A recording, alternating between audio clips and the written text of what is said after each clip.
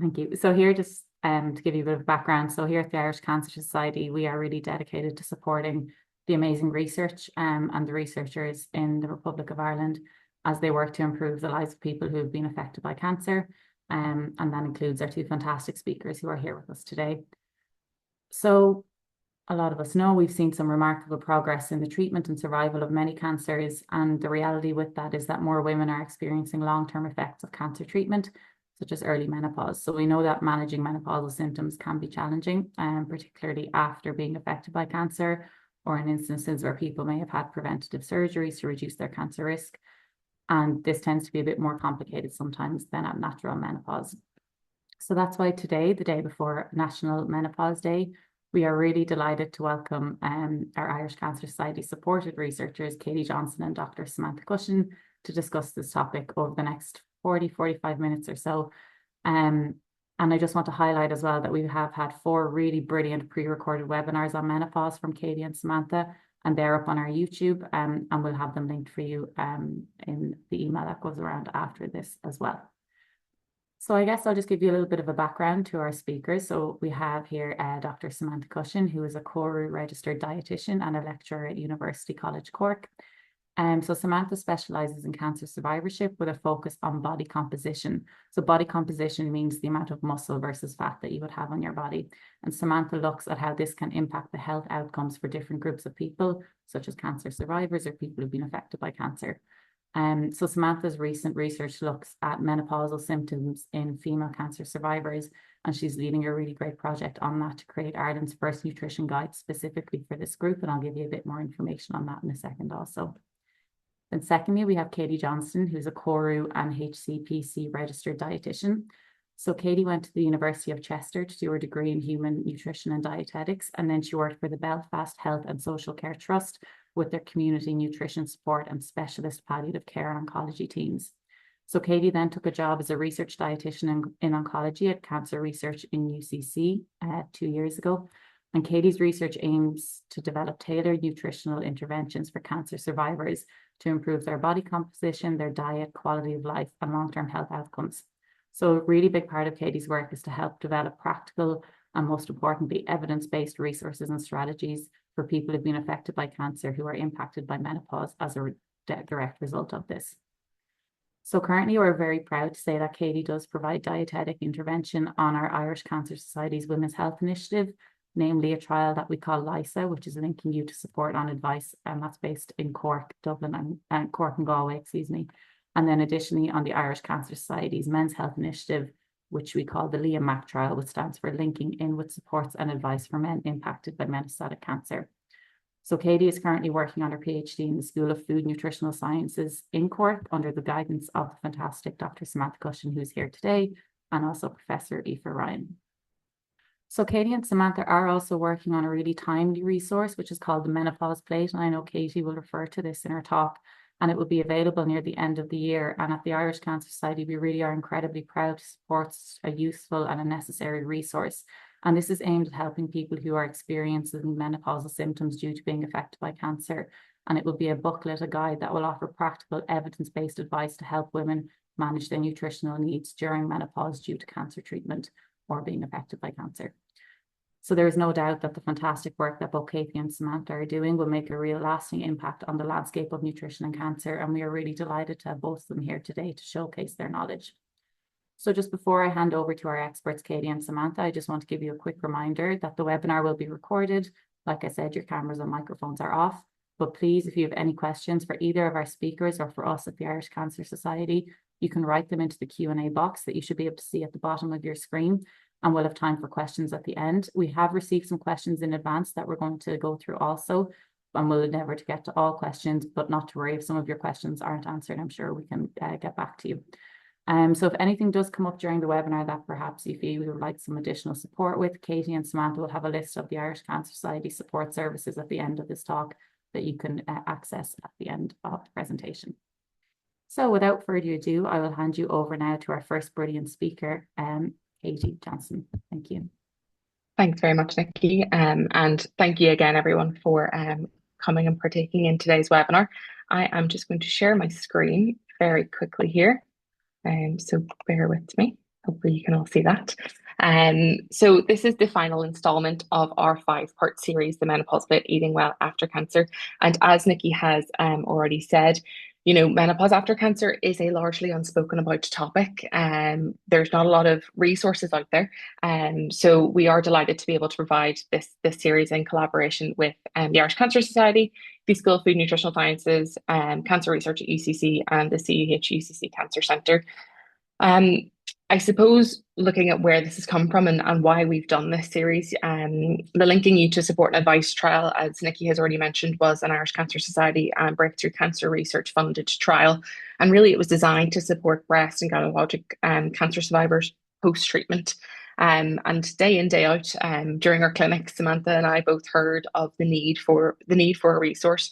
There was no one resource that we could give to our patients to sort of encompass all of their symptoms that they might have been experiencing as a result of surgical menopause or as a result of their endocrine therapy that they might have been prescribed. So without this, the webinar series and the menopause split would not exist. So we would like to start by saying a massive thank you to all of the participants in the LISA trial, both here in Cork and in Galway. And also a massive thank you to the team at Cancer Research, Professor Roshan Conley, Professor Josephine Hegarty, Kate O'Connell, a fantastic clinical nurse specialist, Dr. Lyra Gall and Andrea Davis. And we have some who are not pictured, Mia Flynn, Katarina Medved as well, who were integral to the study. Over the last 2 years, we have made it our mission to provide patients and healthcare professionals with evidence-based practical advice. So over the last four webinars, you might have seen our menopause plate, which has been at the forefront. It's got a bit of a snazzy upgrade, so we'll be using a slightly different one throughout this series because we're delighted to bring you a mock-up of the first cover of the Menopause Plate Eating Well After Cancer booklet. This is a comprehensive guide for female cancer survivors that is free of charge to help them navigate menopause, and we'll talk a little bit about that towards the end of the webinar. So to get started today, what we're going to be looking at, and we're really going to be pulling from the last four webinars, everything that you've learned on how to create a balanced meal, strategies to eat well, reframing how we think about our body and some strategies there, dealing with misinformation and supplements, and then again, our Q&A session at the end. I will be bringing you through a lot of the nutrition aspect, and again, Samantha will be bringing you through the supplement aspect, and then we'll both be answering questions at the end. If there is anything that you see throughout the webinar, as Nikki said, please just pop a question into the question and answer box, and we'll hopefully get to it as quickly as we can. So how to create a balanced meal, and we talk a lot in the webinar series about this plate, thinking about the whole plate. So really what we're looking at is the different sections on our plate and how we build that. So we're looking at a source of whole grain carbohydrates, we're looking at a source of calcium, we're also looking for a source of protein, as well as a source of fruit and vegetables. And it really should be making up certain proportions of our plate. So our carbohydrates, we're looking at sort of a quarter of our plate. Our protein, we're looking again at a quarter of the plate. And then the fruit and vegetables, we're looking at around half of our plate. So we'll go through these one by one. So 50% of our daily energy needs should come from whole grain carbohydrates. Our brain needs a source of carbohydrates, such as glucose, to function. In fact, it uses around 20% of our daily energy needs. And whole grain carbohydrates are really important for our gut and our bowel health as well, as a source of fiber. So what does the portion look like? How much should we be putting on our plate or into our breakfast bowl in the morning? Well, it's around 40 grams of porridge oats or 40 grams of breakfast cereals. It's around 100 grams of cooked rice or pasta, or around 75 grams of it dry before you cook it. It's around 2 slices of whole grain bread, and again, 2 medium-sized potatoes or 4 of your kind of small salad style potatoes. So that really should be the basis of our meal. And then looking at our protein. So protein is really important in supporting our muscles, particularly if we have experienced muscle loss, and body composition and muscle is where a lot of Samantha and I's research comes from and where a lot of it specializes in. We know that as a nation, we don't eat enough protein. We don't spread enough protein out correctly throughout the day. So ensuring that we have a good portion of protein at every meal is really important. In our first webinar, looking at body composition, we discuss how to calculate your protein requirements specific to you. Protein also includes a range of animal and plant-based sources, which contain other key ingredients such as omega-3 fatty acids, fiber, and B vitamins. And protein is a satiating macronutrient, so it means that we'll feel satisfied and full after our meal. So how much protein does a standard portion contain? Well, one breast of chicken contains around 38 grams of protein. One fillet of salmon is around 30. 2 boiled eggs is around 15 grams. 80 grams of tofu, which is our vegan kind of protein source, would be around 19 grams of protein. 3 tablespoons of chickpeas is around 7 grams, and then a small kind of 125-gram pot of yogurt is also around 7 grams as well. So that covers our protein and our carbohydrates. So next is our fruit and our veg. And fruit and vegetables and salads contain important macronutrients such as fiber, vitamin C, vitamins B1 and 6, antioxidants and phytochemicals, probiotics and prebiotics, and even natural melatonin, which we will go into later on. And we should be having around 30 different plant foods per week. So including a variety in our diet is really important.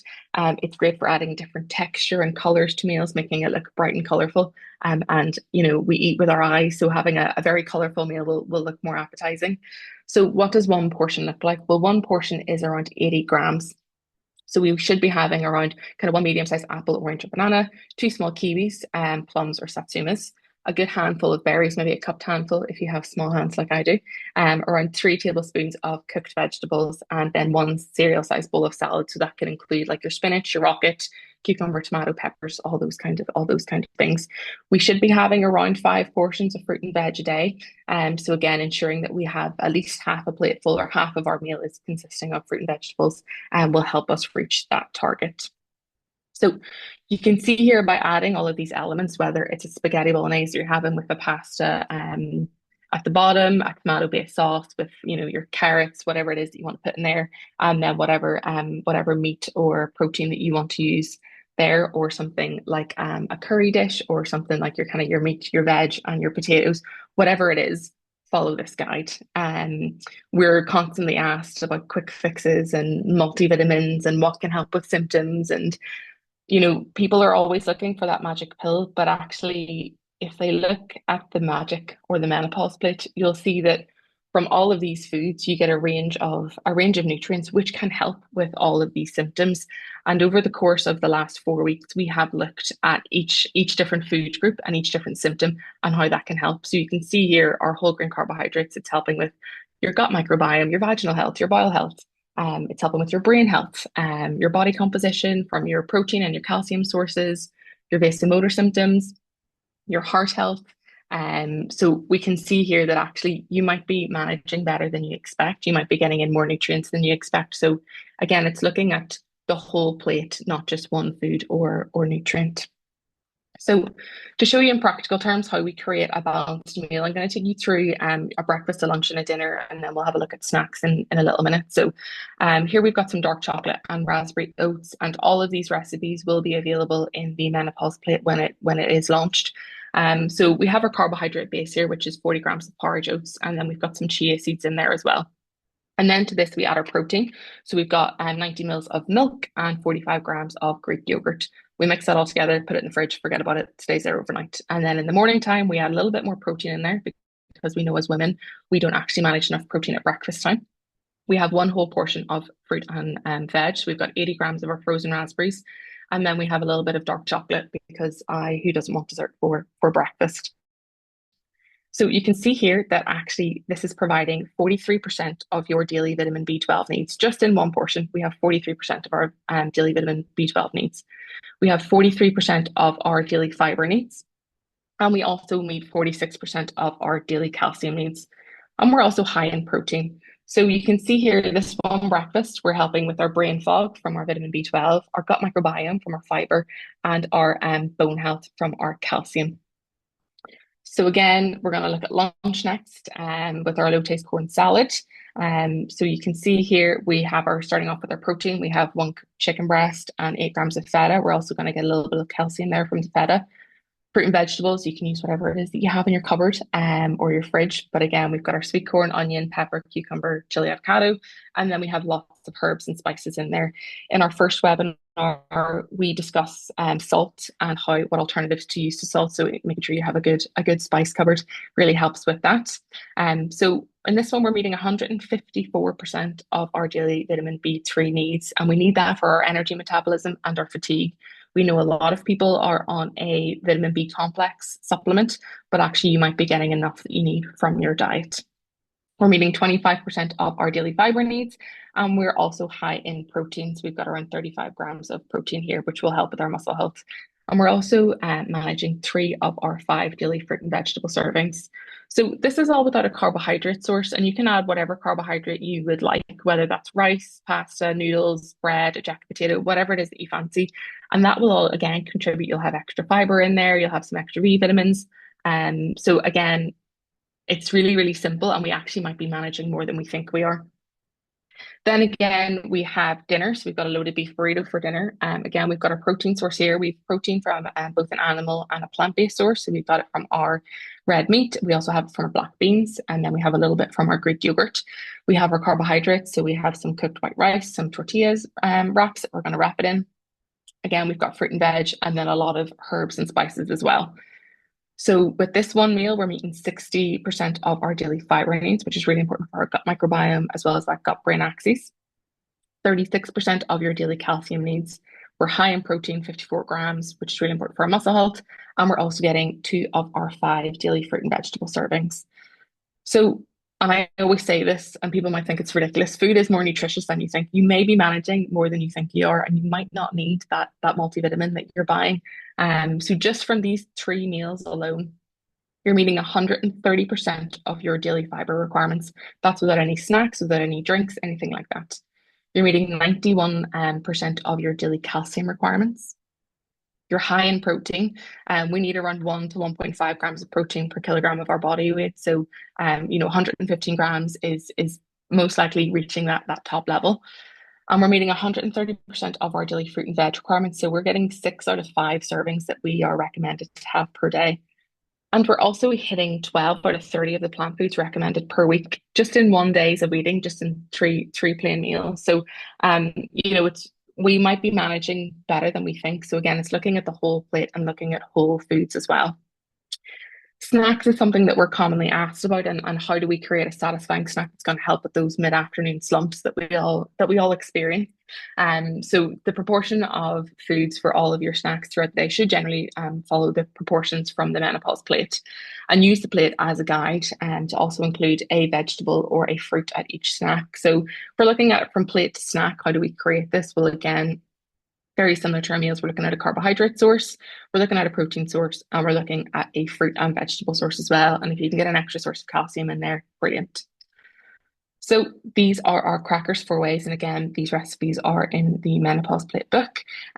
So I'm going to just take the New York style cracker as an example.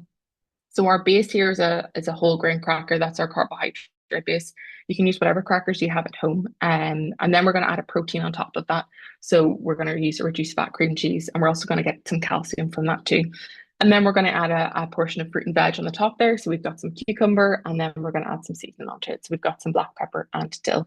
So again, once you have the formula as such, you'll be able to adapt it to what you like, what your family likes, what your kids like, to be able to make these very easy and satisfying snacks. Again, with a slow release carbohydrate or whole grain carbohydrates, you won't get that energy slump. You'll have slow releasing energy that'll keep you going for longer. Your protein, you'll feel really satiated. And then you're going to get that fiber as well. So that fuller for longer feeling from our fruit and our veg. So they might seem like small and simple snacks, but each of these recipes contain 4.5 grams of fiber and over 7 grams of protein. And each recipe contains at least 15% of your daily calcium recommendation. So you will hear Samantha and I go on and on and on about our protein, our fiber, and our calcium throughout these webinars. And they're 3 really important key nutrients for menopausal health. So I'm going to show you here now a kind of a 2-day meal plan, and how you can be cute as such, for want of a better word, with what you do, and how you can strategize to how you make life a little bit easier for you. And I've kind of based this on my working week. I start work a little bit later on a Tuesday and finish a little bit earlier, and then I start work early enough on a Wednesday and finish quite late. So for breakfast on a Tuesday, I'll usually make some overnight oats, and I'll make an extra portion, and I'll put that in the fridge for Wednesday. So I don't need to worry about that. That's breakfast, ticked off, done. Then lunchtime, it's usually something on toast. So again, we've got our Korean style toast here. We've got some peanut butter, and we've got some kimchi. Kimchi is great for our bowel health. It's a prebiotic. Then at dinner time, we have this 1 pan Spanish style salmon and rice. Again, if you can make an extra portion, either put it in the freezer to do another day, or put it in a Tupperware container for lunch the next day. Perfect. That's lunch sorted. You don't need to worry about that. And then for a snack, we have these Kate's Kitchen peanut butter balls that are full of fiber, and they're full of omega-3 fatty acids from the chia seeds. And then we have a dessert because I have to have a dessert every day. And this one is based off a kind of a dessert bowl. So it's got a Greek yogurt base, it's got some stewed apple and our tahini and cardamom granola on the top. And then when it comes to Wednesday, my lunch and my breakfast are made, so I can just grab those from the freezer or from the fridge, sorry, and off I go on the day. And then when I get home, I'm going to make this Moroccan style chickpea stew, and that's going to take 35, 40 minutes. I've already got my snacks made. I like to tend to make my snacks at the start of the week, and they do me throughout. And I threw this in here because we're going to have a bit of a chat about this at the minute, this chocolate and raspberry cake. Um, Accepting that we can eat foods that might not be as nutritious for us, but they taste nice throughout the week. We work off a kind of an 80-20 ratio that 80% of the time we're doing all the right things, but 20% of the time we're including those foods that we enjoy throughout the week. And we're not putting any sort of stigma on them. There's nothing fancy about them. We eat them, we appreciate them, and then they're done. And then of course ensuring that we have our hydration regularly throughout the day. So we're aiming for our 8 to 10 glasses of water.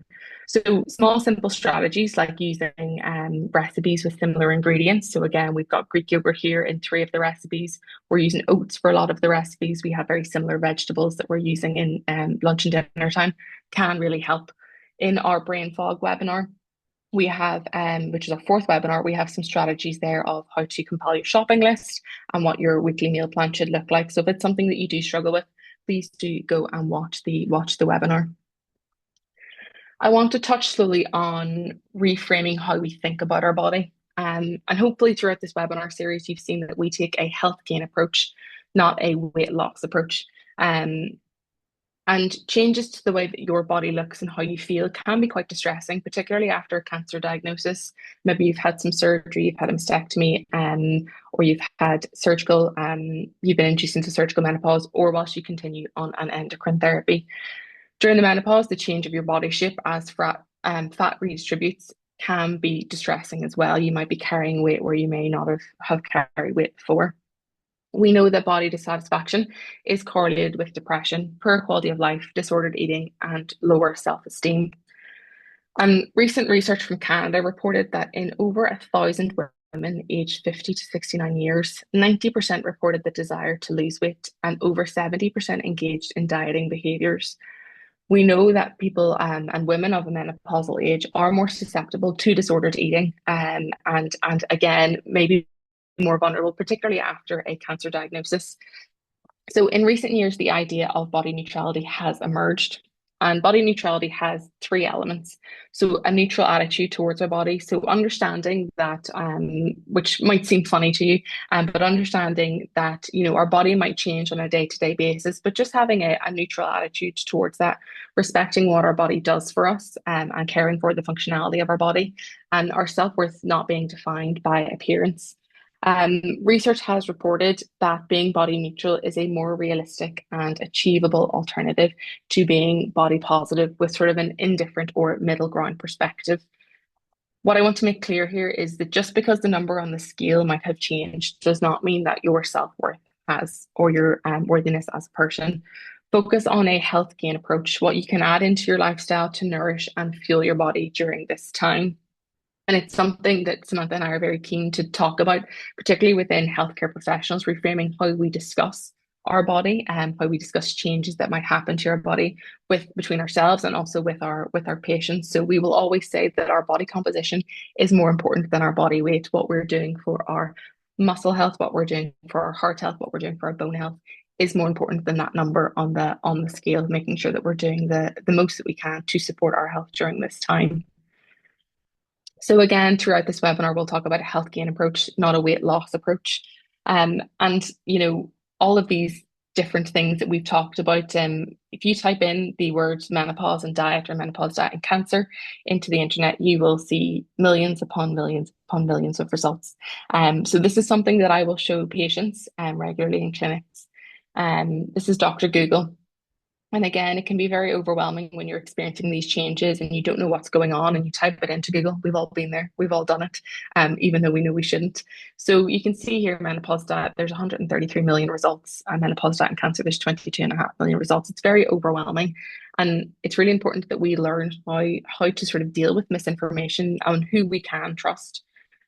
And the rise of TikTok and Instagram and all of these other social media platforms can be very dangerous as well. You can see here, I've typed in menopause nutrition into Instagram, I think it was, and you can see this is just three scrolls of my phone. This is the vast majority of information that we're getting.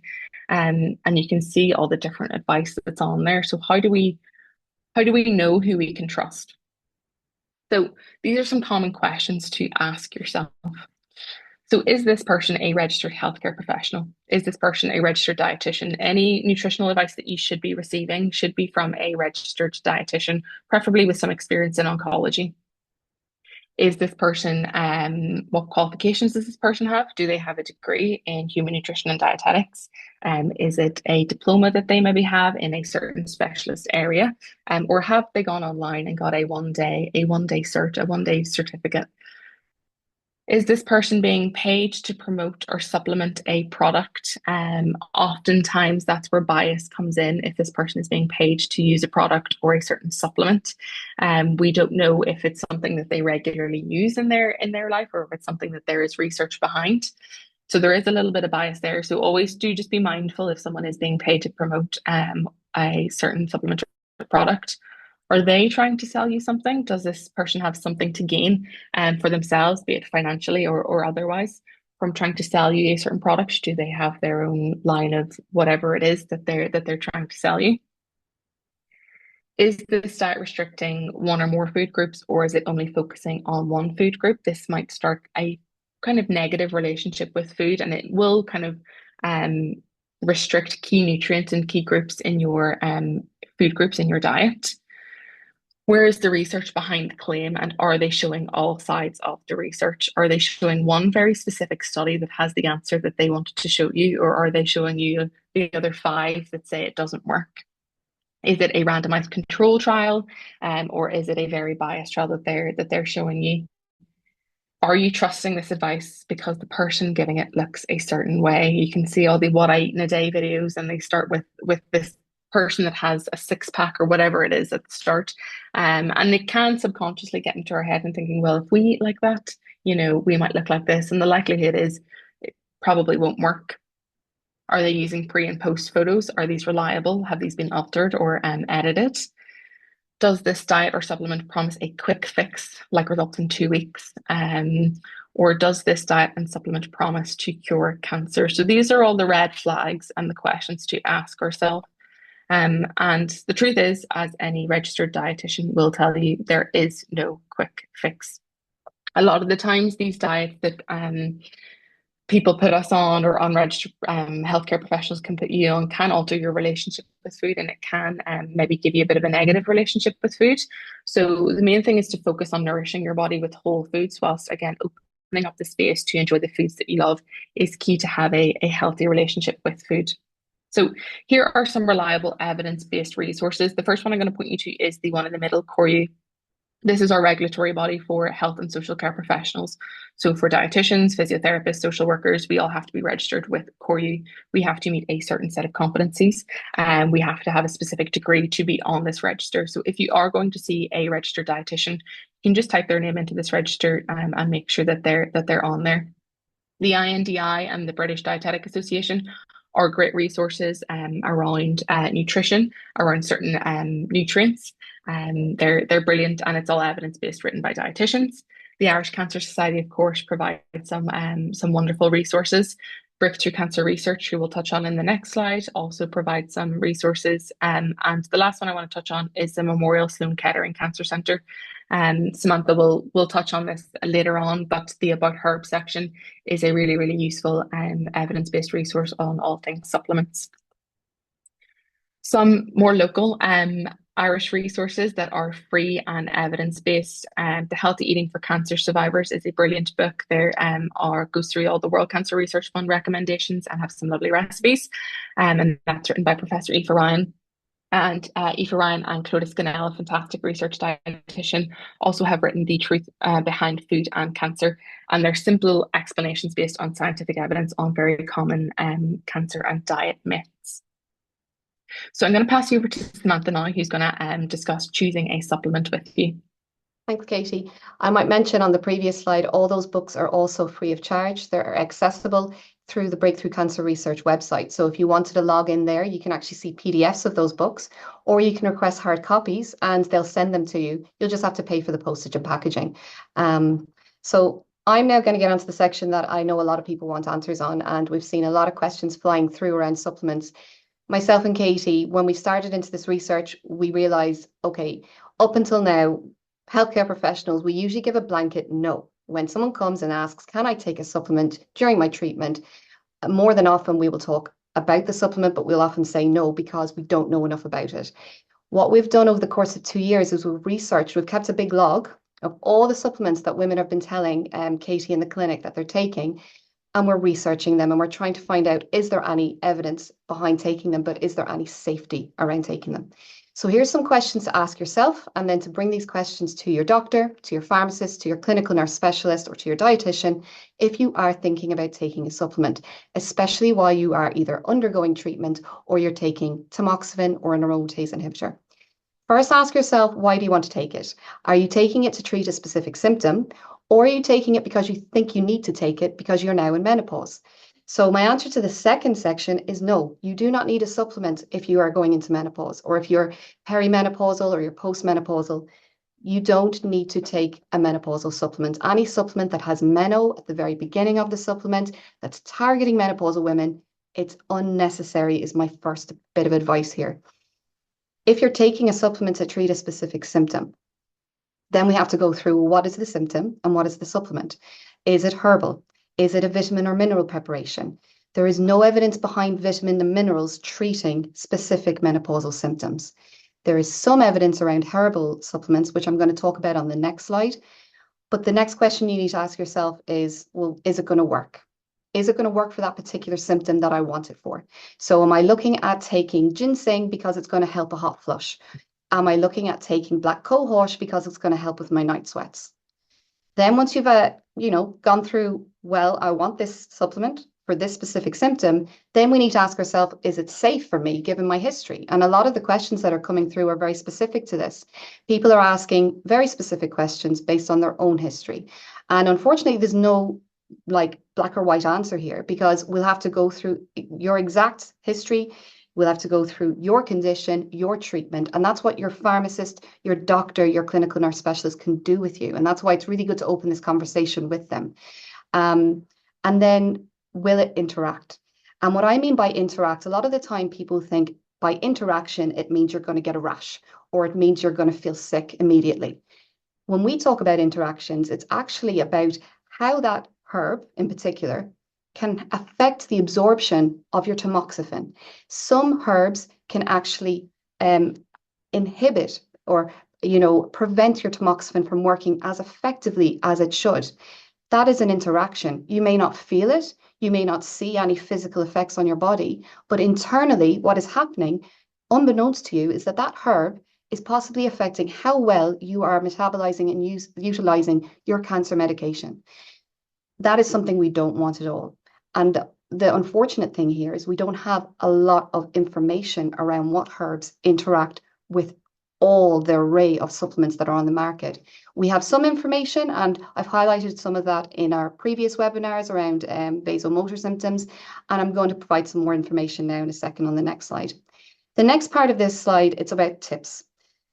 We need some guidance, I think, when we talk about supplements, and these are really basic tips that we can try and I suppose follow when we're selecting a supplement. The main thing to remember is that supplements in Ireland, both herbs, vitamins and minerals, they're all treated under the same umbrella. That's the Food Safety Authority of Ireland. They're food supplements. They're not medicines. That means they don't go under any of the strict regulatory processes that medicines have to undergo. So this means that no two supplements are alike. You can have 10 different types of collagen in front of you, but there is no one to say that they all have the same amount of collagen, the same type of collagen, where they've sourced it from. So it can be very difficult to choose a supplement. The first bit of advice would be to choose a reputable source. So if you're buying supplements from a reputable source, I'm meaning going to your local pharmacy, chemist, supermarket. If you start to buy supplements purchased outside of Ireland, so if you're buying them online, particularly if you're buying them from America, you may be buying something that has different dosages and contains different ingredients that aren't allowed in the EU. And possibly they might be at dosages that are too high for what we would advise here in Ireland. So that would be the first bit of advice. Read the label. Start by checking the serving size. I suppose, how much of that product, that pill, that capsule do you need to take to get the desired dosage?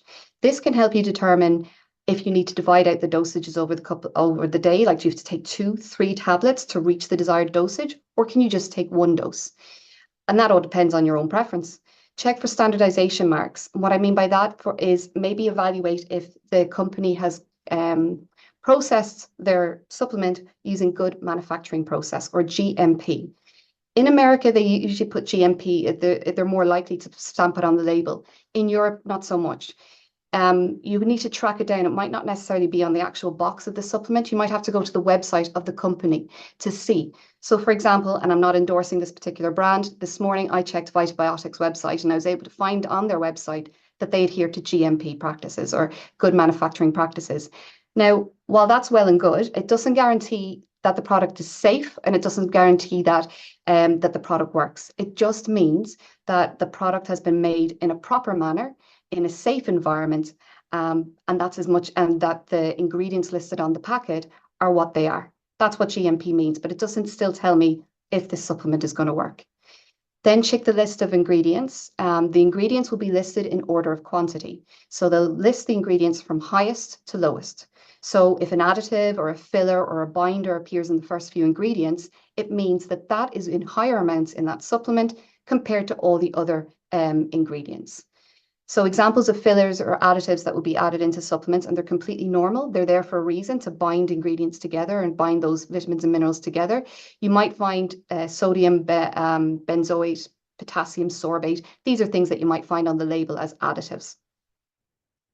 I have mentioned actually in a previous webinar, one of the reasons we would advocate you go for single preparation supplements rather than a multi-preparation. So what I mean by single is if you just buy magnesium by itself rather than magnesium in a menopausal multivitamin. It's much easier then to see the list of ingredients and to see what's included in it, and you're able to regulate the dosage a lot easier as well. And you can fine tune it to your own personal requirements.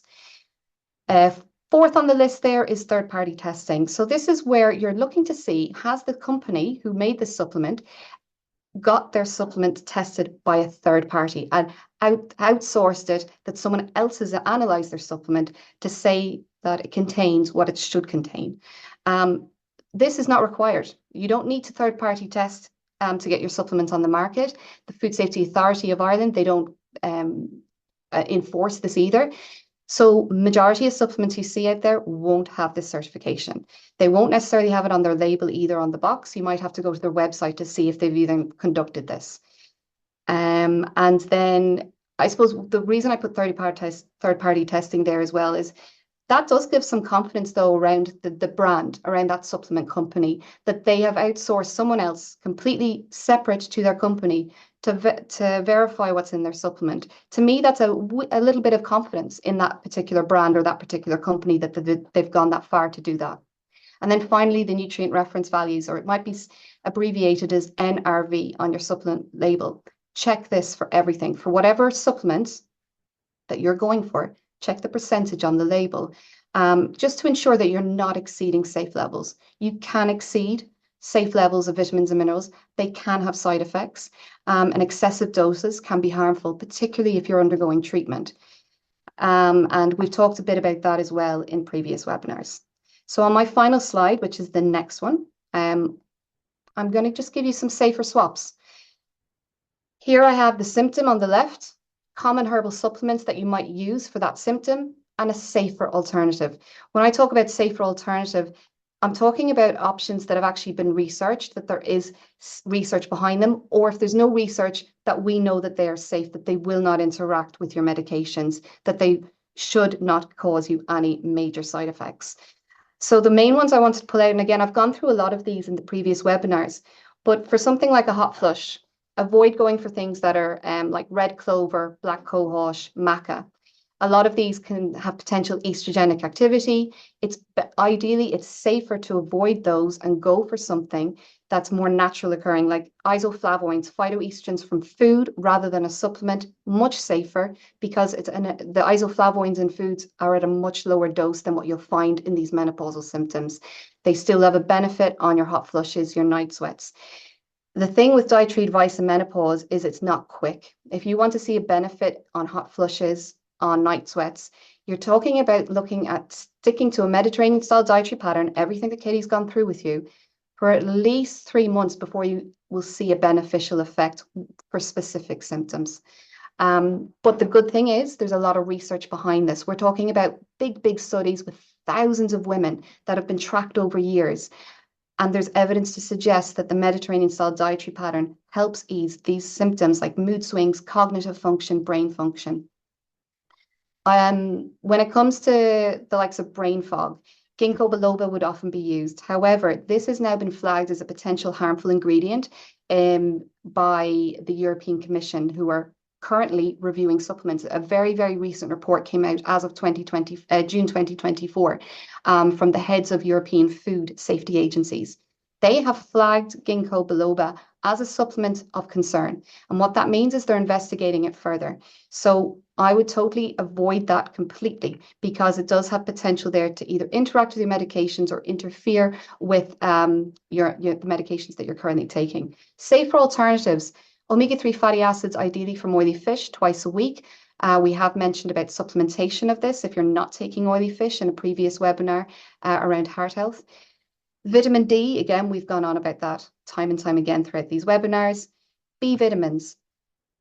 In our last webinar around brain health, we talked about B vitamins, and you've seen from what Katie's gone through with you today, we can get enough B vitamins through our diet. We don't need excess amounts because they're water soluble. There's no massive benefit to you having excess amounts of the nutrient reference value. However, you'll get enough B vitamins in a Mediterranean style dietary pattern. But if you did want to look at a single preparation of B vitamins, that's something you could discuss with your dietitian.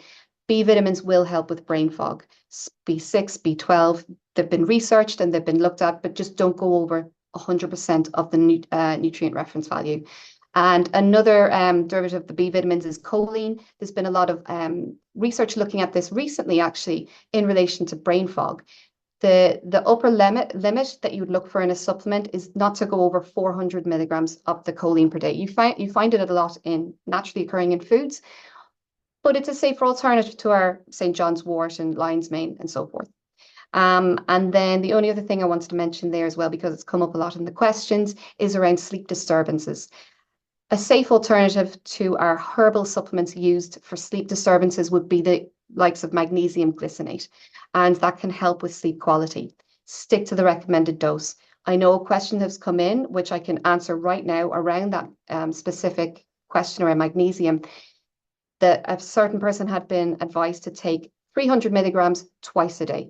That would be meaning that the person would be taking in 600 milligrams per day. That exceeds the upper limit for magnesium. So we would say no, stick to 300 milligrams once a day. That would be the advice there around magnesium. And we've touched on probiotics as well in our previous webinars around gut health and genital urinary symptoms. So for the sake of this webinar, to get to the Q&A session, I would highly advise you to go back to those previous webinars around those specific topics. But hopefully the Safe Swap table might be of help, and we can go through it now in the Q&As as well. Thanks, Katie. Thanks, Samantha. So that brings us to the end of this webinar. So just some key takeaways, and these key takeaways, they cover the whole series. At the end of each webinar, we have some short and snappy takeaways from that specific topic. But overall, please talk to your medical team. Don't suffer in silence when it comes to menopausal symptoms. We have heard from research from women and cancer survivors in Ireland who have said, you know, why I've said this to people, and they've said, well, what are you worried about? You know, your cancer's cured. Don't suffer in silence. We can help. Your medical team are there to help. Talk to your clinical nurse specialist, talk to your GP, talk to your oncologist, talk to your registered dietitian if you have one. What you're doing may already be enough. Food is more nutritious than you think, as Samantha has mentioned, and as we had mentioned in previous webinars, you might be getting enough of one nutrient already through your diet. So focus on food first and then supplement afterwards if you have been advised to by your medical team. Follow the menopause plate for a balanced and varied diet. Focus on the whole plate, not just one food. And I hope that that slide that I presented to you, showing all the different symptoms that this plate can manage, hopefully that rang true. You're not missing out by not taking a herbal supplement. The research is scarce. We are not sure of their safety. We are not sure of their interactions with medications. You're not missing out at all. Just because something says it's going to, quickly cure something or fix something doesn't mean that it's true. And finally, focusing on a health gain approach. What can you do to nourish your body, support your muscle mass, your bone health, your heart health, and importantly, your quality of life? So all of these webinars are available on the Irish Cancer Society YouTube page, and there's a QR code here that will bring you directly to their page. So again, we've covered vasomotor symptoms, we've covered body composition and bone health, gut health and genitourinary symptoms, and brain fog and psychological symptoms. And this live webinar will be uploaded very shortly to it. So the exciting part of this webinar is that launching in the next kind of few weeks is the Menopause Fit Eating Well After Cancer. We have 5 chapters on troubleshooting specific symptoms. So this webinar, I suppose, has just been a bit of a taste of what's to come in the resource. We have an in-depth look at dietary and herbal supplements. We have over 20 recipes in there, including desserts and mocktails. We have meal plans and store cupboard essentials, templates to help with your grocery shopping and your meal planning. And again, this is a free, first of its kind resource in Ireland. And we again would like to extend our sincere thanks to the Irish Cancer Society for collaborating and supporting with us on this project. It does take a village, so we would like to acknowledge everyone who has helped us. Firstly, we'd like to say again thank you to the LISA participants on the trial, and to the cancer survivors and their families who have partaken in the taste testing and refining recipes for this series and book. The What Women Want focus group participants who we interviewed last year all over Ireland, who helped us in the design of this book, to Professor Aoife Ryan, Dr. JJ Keating, Miss Yvonne O'Mara, Miss Rachel Gearan, our PPIs, Miss Jacqueline Daly and Miss Sorka Ryan. Kate O'Connell, again, a fantastic clinical nurse specialist in CUH. Bronagh McSherry from the ICS, and again, the LISA team, Professor Roshan Conley and Professor Josephine Hegarty as well. So that brings us to the end, now to our question and answer session. I'll hand back over to Nikki. Thanks so much, Katie and Samantha. That was fantastic. And we have a lot of questions coming in. So like we said, we already have a few that have come in through the email, so I'm going to group some of them. But I guess the first thing I'll ask just before we move on from the menopause plate is people are asking how they might be able to access these booklets. So I guess if you guys want to answer that. So the booklet itself, there'll be a PDF format that we're hoping that we can put on again, we haven't even discussed this with you, Nikki, but that we can put on the webpage for the Irish Cancer Society so you can download it. But the actual hard copies of the books, we're going to be getting, to begin with, we'll have at least 200 copies published, and they'll be going out to cancer centres, to GP offices. We're trying to get them out to all the cancer centres first, the daffodil centres.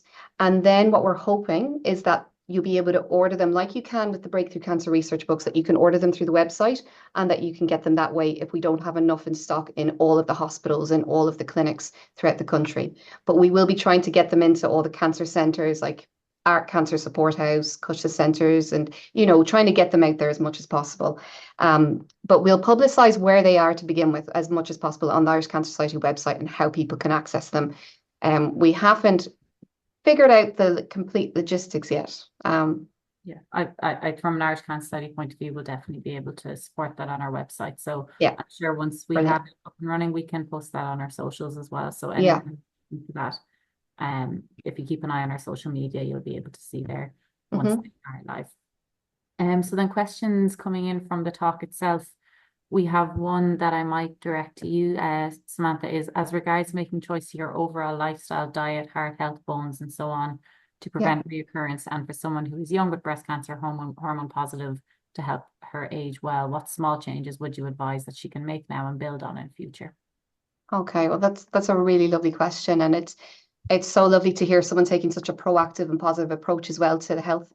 Okay, from a young age, if someone goes in, is satellited into menopause as a result of going through treatment, whether that be surgical and prophylactic treatment, I think one of the biggest things to focus on, it's like what Katie said, it's all about the health. So you have to start focusing on all the things that you know for definite are going to be affected.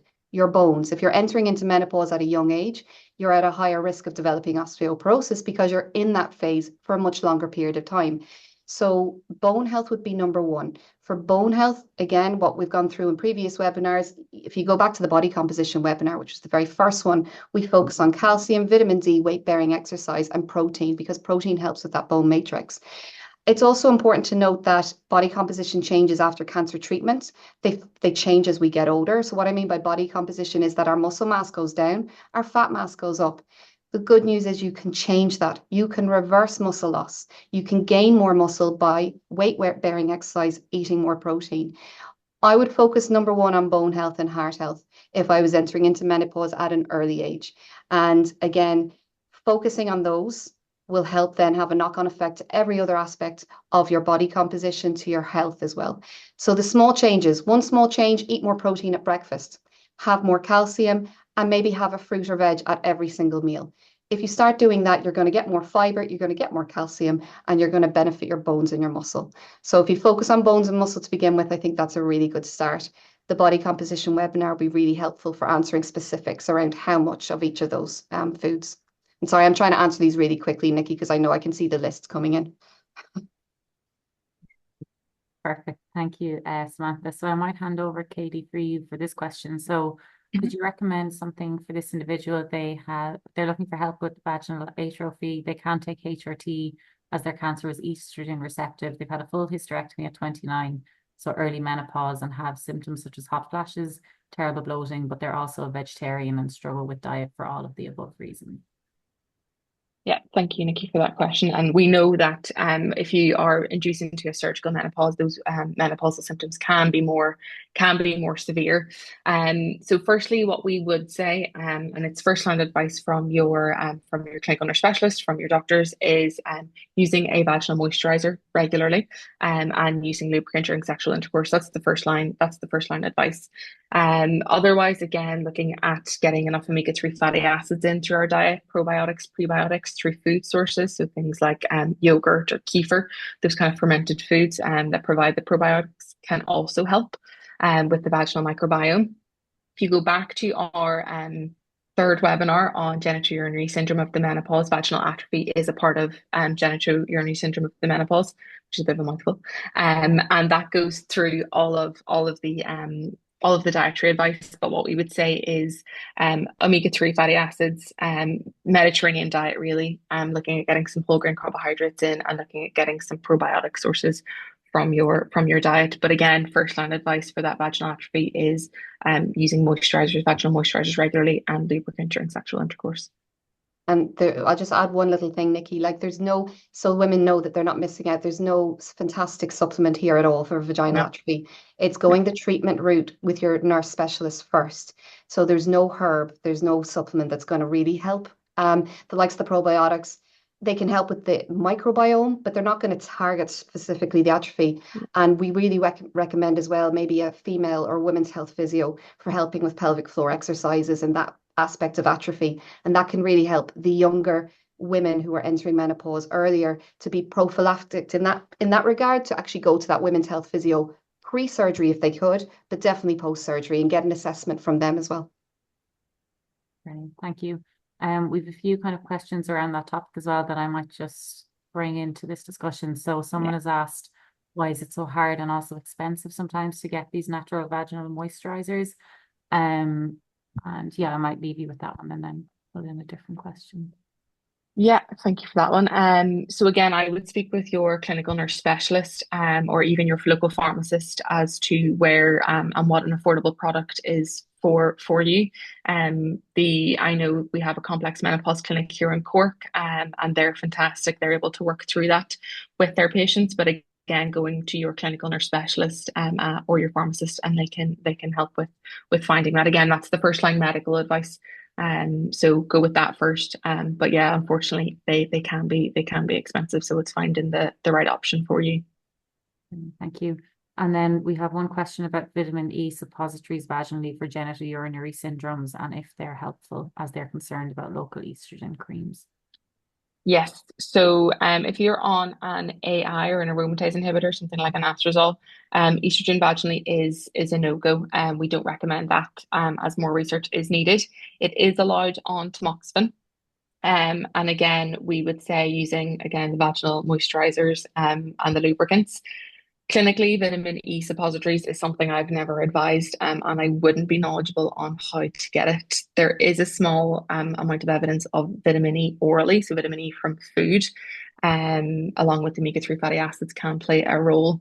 But again, that first line advice, I wouldn't be going down the suppository route, to be honest. I have never heard of any consultant or doctor that I work with that has been prescribing those. So I would avoid. But again, talking with your medical team about any of these things that you might be trying to use.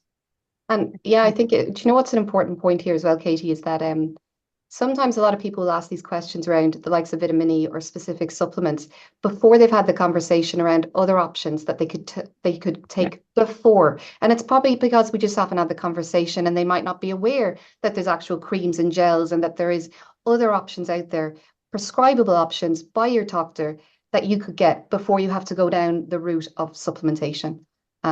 So that's really good to open that conversation and find out Yeah. in complex menopause clinics if we could get links for women so that they can actually see where they are in Ireland if they're not familiar with them. They're really handy as well. Perfect. I'm conscious that it's coming up to 2 o'clock. If Samantha and Katie, if you're happy to stay on just for a few minutes to answer some more Yeah. questions, everyone seems to Mhm. still be here. And anyone who does have to leave, this webinar is recorded. So if your question's here, we'll try get to the topic of it anyway. Yeah. So the next kind of area that's come up is around fermented foods, such as kefir, kombucha, and kimchi. And I know, Katie, you'd mentioned this, but someone has just Mhm. asked, would homemade kefir made with organic full fat milk be okay, or would it cause weight gain? And what about homemade kombucha? So I suppose with anything, the dose is the poison. So if you're including it, in your diet as you would a yogurt or something like that, or in smoothies or whatever it is, it's absolutely fine. Homemade kombucha as well is absolutely fine. It's just how much of that we are taking. So again, it's including it as a part of your balanced diet. So including it as you would as a yogurt or something like that. And just even use But lower yes, fat milk yeah, or skim yeah, milk if they're concerned about energy. It's all good. It's all yeah. good calcium. So even if they're worried about calories or worried about the energy content, just go for a lower fat option and still make it. Might not, I probably won't be as nice and creamy and thick, but there's ways around that. You could add Yeah. extra things in it afterwards. Yeah. Thank you. And then there's just a few questions around gut microbiome. So, um, how fast for the gut microbiome to heal following breast radiotherapy? And I'll just follow on with a separate question, which about supplements. I'm wondering if they're good for the microbiome. Now they've called out a specific one. I don't know if you Oh, maybe have. Yeah, yeah. I'll take Yeah, I'll you take want to the go first for it? part of that, Samantha, if you want to do the second part. No bother. So how fast for gut microbiome to heal following breast cancer? So if you've had radiotherapy to your breast, particularly the lower left part of your breast, that's where we might see some impact to the gut microbiome. But if you've had radiotherapy to kind of this part of your chest, if you can see where I'm pointing at, that should have no impact on your gut microbiome. We would be more concerned about the impact of chemotherapy on your gut microbiome and how that would happen. Again, if you're concerned, if you have any late side effects such as constipation, diarrhea, you feel that it's not getting any better, please do contact your medical team or your registered dietitian. But again, with radiotherapy and particularly to the breast, we shouldn't see any impact to the gut microbiome. And I will, yeah, exactly. And I'll answer the second part, I think, was around supplements. Yeah. Oh yeah. So supplements, I don't mind naming it. It was called Just Juice, I think, was the question. Right. And wondering if it's good for the microbiome. I would say, like, I'm going to be really blunt. I'm going to say no. There is absolutely no need for it. So Just Juice, if you're not familiar with them, they're supplements, they're vegetable and fruit supplements. They're basically taken extracts from the fruits and stuck them into a supplement. and made it more expensive than just taking fruit or vegetables. So it's much cheaper and much easier and much better for your microbiome to get your vitamins and minerals from fruit and veg. And why I say that rather than these supplements is because in these supplements, they only have 3 or 4 vitamins in some of them. And the benefits of having the food is you're getting all these other added extras, like from an apple, rather than just having the vitamins from apple powder or whatever's in the supplement.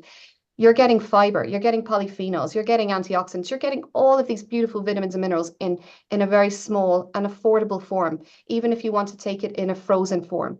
Frozen veg, frozen fruit, tinned fruit and veg, preferably in their own juices, ideal. So there's ways of getting in fruit and veg in a more affordable manner than taking these supplements.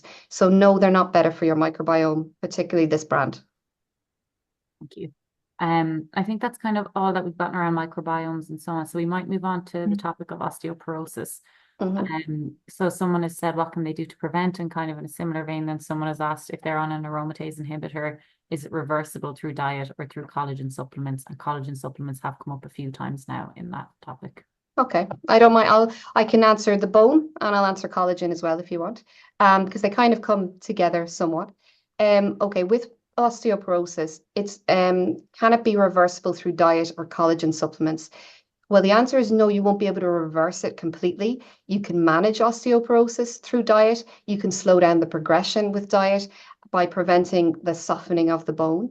The way in which you can do that with diet is ensuring that you're getting in at least, I would say, 3 to 4, go up in the upper end, 4 portions of calcium-rich foods every day if you're on an AI.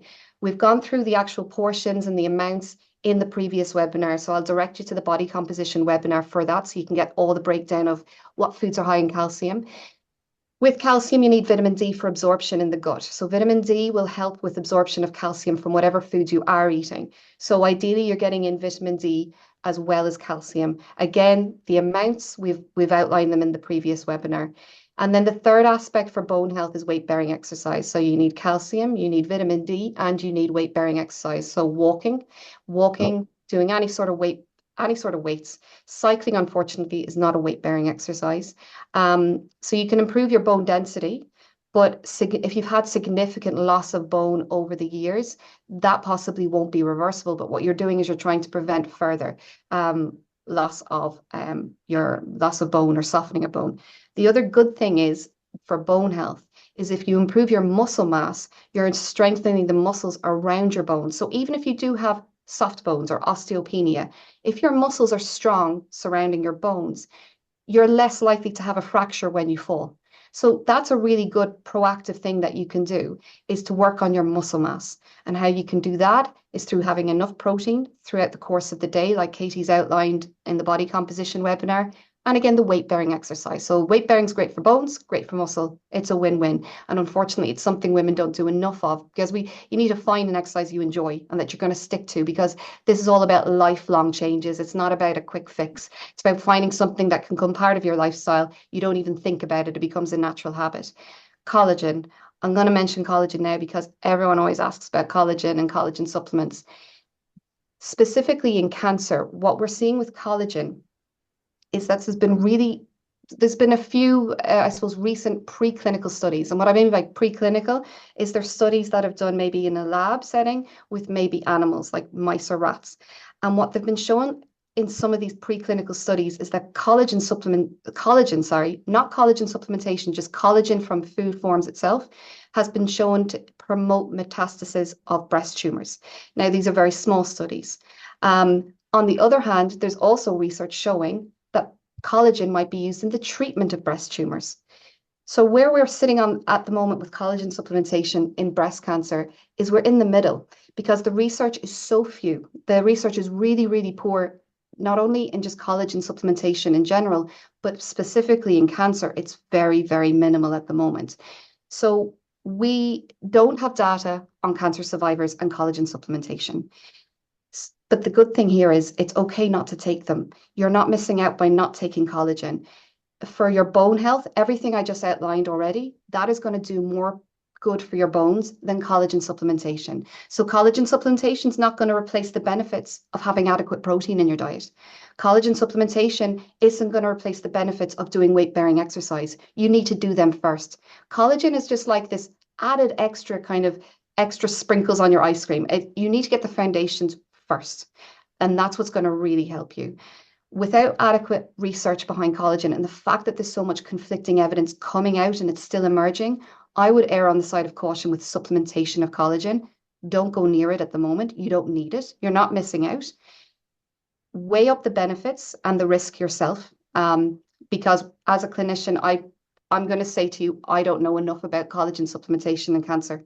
And that would be my answer. And I think you have to weigh up the pros and cons yourself, but there's good things that you can do. And this is all in the book. And I'll quickly say that you can actually, I suppose, support your own body's natural collagen supplementation. Having enough vitamin C in your diet is going to be really helpful. Having enough protein, even if we started with having enough protein, that in itself is going to help with collagen production in the body. But there's lots more about collagen in the book as well. And I'm sorry I don't have enough time to go through it all now. That's perfect.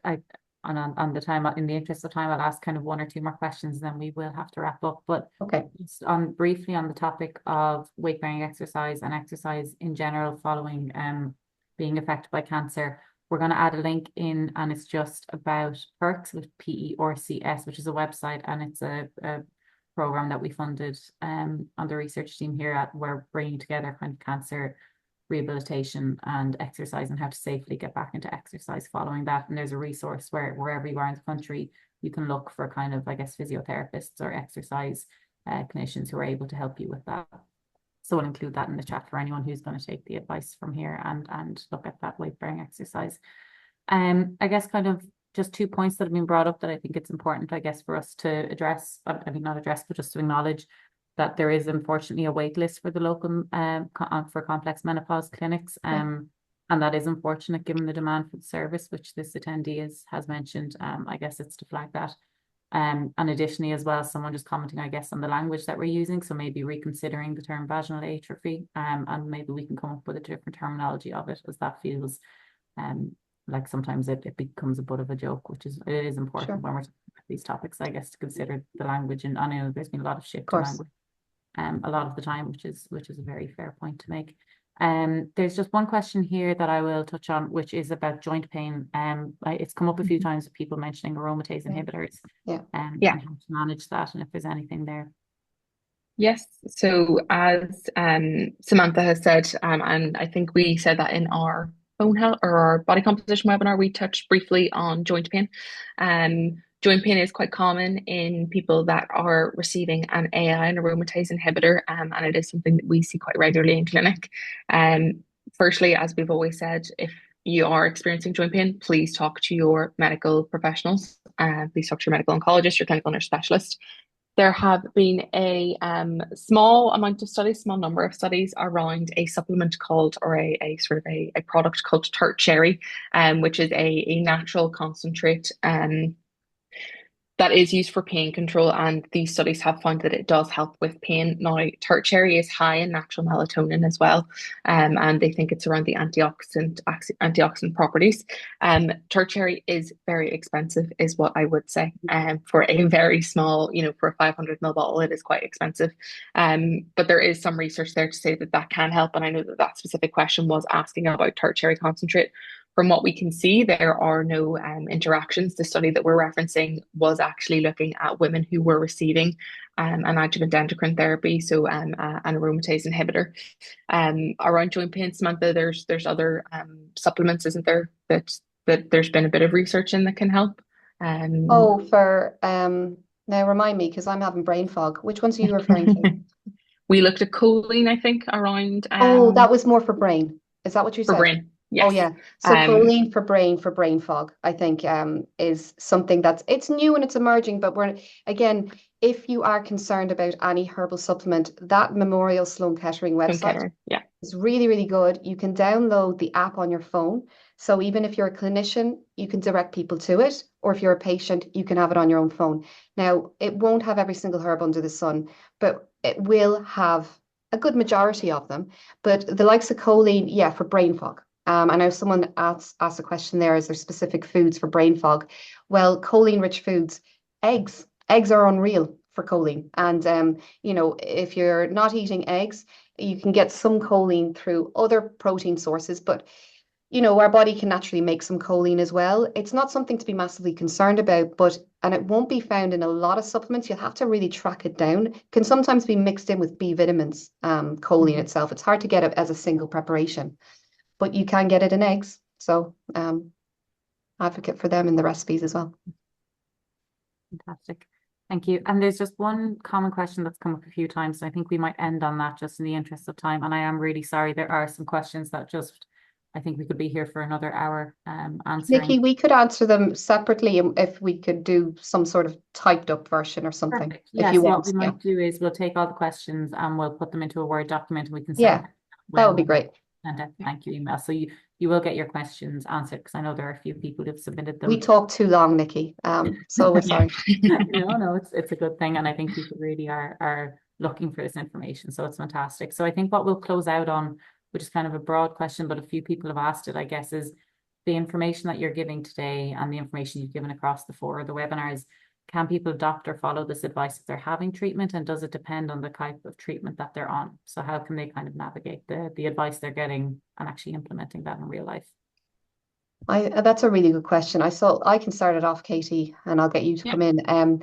So look, the advice that we're giving, it's primarily targeted towards women who have gone and finished their chemo, finished their radiotherapy. But we do understand that women are at different stages. It depends, I suppose, on your own symptoms as well.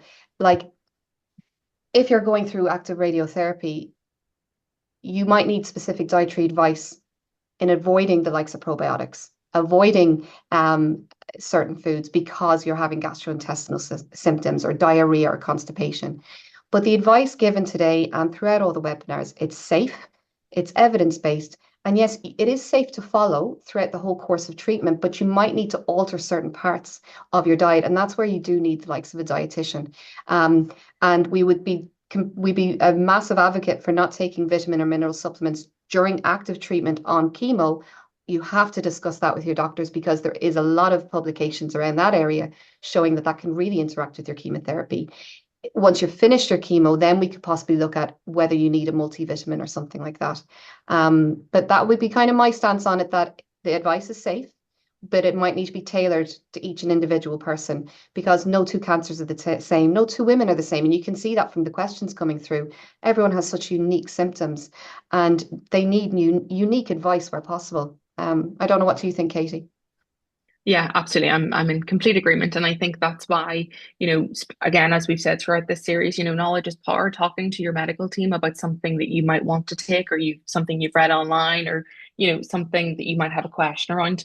The advice that we have given is food first. There's no supplement there, no weird, wonderful herbal supplement that we've given. It's all food first. It's all focusing on your diet. And like Samantha said, if you're maybe going through colorectal cancer treatment or if you're going through ovarian or endometrial cancer treatment, you might have to alter or adjust some things to help manage symptoms whilst you're through treatment. Speaking with us and speaking with the registered dietitian, that's why that's always so important. We are trained to understand the role of treatment, where the tumor is, the side effects, the symptoms, how treatments work. And that's why we would always advise going to a registered dietitian for advice. We know the research has told us, research that we've conducted personally, research that's been conducted internationally, is that when you're going through cancer treatment, you want that sense of control. And when you go in and get your diagnosis and the doctor says to you, okay, well, this is the treatment plan, this is what we're going for, that is out of your hands, that's out of your control. You give your health to this medical team. And the one thing that you can control is putting what food goes into your trolley every week. And that's where the role of social media and influencers and whoever it is. Cancer patients are quite vulnerable people. They're quite a vulnerable population because you want that control. You want to be able to gain control back over your health. So that's why we would always say go to a registered dietitian first, go to your medical team first, because we are an independent third party as such. We're not biased, and we're going to give you that evidence-based information. So to finish up there, like everything that we have given is safe, but again, always talk to your medical team. Yeah, and during treatment, the focus might be on just recuperating, getting better, Yeah, getting through the treatment. And the focus yeah, ideally shouldn't be on food. And it's getting you through that treatment, no matter what it is you want to eat. And I know that might sound ludicrous coming from a dietitian, Yeah. but it's recovery. You might be recovering from surgery. You need increased protein, increased calories. And that's what we'll focus on there. And once we're in that recovery phase, and then we'll go through, you know, diet for survivorship and, preventing recurrence and so forth. But nutrition can change during the course of treatment, Yeah. depending on your symptoms, depending on your what you're getting, your chemo, depending on what the cancer is. So ideally to talk to a dietitian if possible. Definitely talk to your team anyway, first and foremost. yeah. Amazing. Thank you. Thank you so much. So just in the interest of time, we will wrap it up there. But thanks again for our wonderful presenters, Katie Johnson and Dr. Samantha Cushion, to everyone for attending. This is going to be recorded. So Katie, I might actually ask you to share the slide with the supports and services just so we have it on the Oh, screen. yes, absolutely. So No just to problem. highlight that our free cancer nurse line is 1-800-200-700. So if anyone would like to talk to a nurse, we have them available and a free phone number there. This recording will be circulated. Any questions we haven't answered, we will try to get a typed response to and include in this email circulation. If you have any further questions, you can email us at researchadmin@irishcancer.ie and we will try to get back to you and help you with whatever it is that you need. So a huge thank you to everyone for coming. We will be putting up on our social media the minute we get the menopause plate in our hands and we can circulate it. And it's just going to be such a fantastic resource. So we're really delighted to be working with Katie and Samantha on this. So a huge thank you from all of us, the Irish Cancer Society, and I hope you all have a lovely day. Thank you. Thank you.